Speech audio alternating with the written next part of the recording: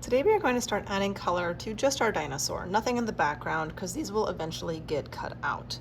If you are planning on adding details like stripes or spots or something along those lines, then you might consider doing things like that with oil pastels and then painting over them with kind of the watercolor to create a resist.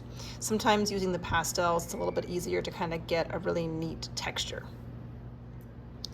We are going to be eventually putting these under black light, and just as a reminder, typically blues and purples are the least kind of glowy of the colors. So if you're really wanting it to be very, very bright, then I would stick to more the warm colors and the greens. Blues and purples can obviously be used, they just usually don't glow quite as bright as the others.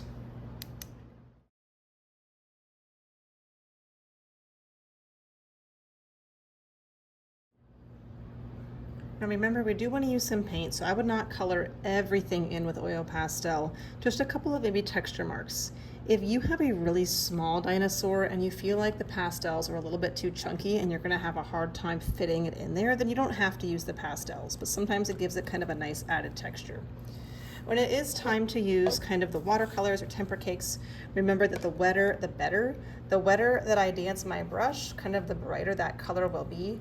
So sometimes you have to really dance, dance, dance when it's nice and wet to get it nice and liquidy. If your brush is kind of not quite wet enough, then your details might just cover over your pastel. But if it's nice and liquidy, then it should kind of just glide right on top of a thick application of pastel.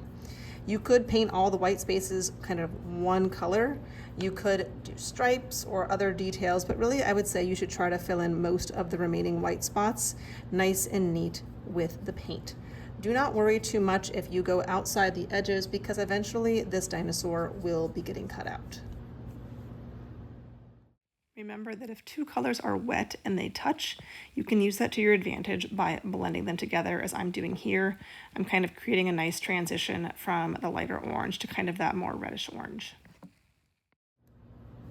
Sometimes with these kind of temper cakes, the colors almost get like too dark.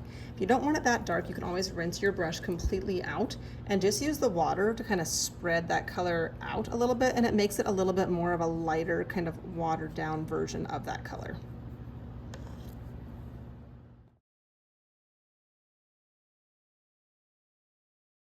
Whenever you finish painting your dinosaur, you want to make sure that that gets carried nice and flat to the drying rack so things don't drip. And then you will move to the back tables where you will work on creating your background. At the back tables, you will take the black paper that you have already written your name onto, and you want to be careful because this box could be dirty from other kids using it before you. You want to put your name side down, that way you can see the top nice black side. For your background, you are going to choose one color of paint. You are going to make sure that is sitting in the box. You're going to kind of stir up the paint with the toothbrush. You don't want lots of really big drops falling off, so kind of let it hang above the cup for just a minute or give it a little tap. And then you are going to hold the paintbrush in one hand, and with your other finger you're going to pull on the bristles, but you want to do it when it is pointed towards your paper. So if I pull and kind of flick, lots of paint will come off. And you don't want to overdo this. It should be kind of minimal, like there's stars in the sky. A couple little flicks, not too much. And then you can call it done. At the end, I take my fingers off the times when they're wet and I kind of just flick it at my paper to get a little bit of the extra paint off. When you pick your paper up to put it on the drying rack, you want to make sure you're keeping it flat so that all of your splatter marks do not drip.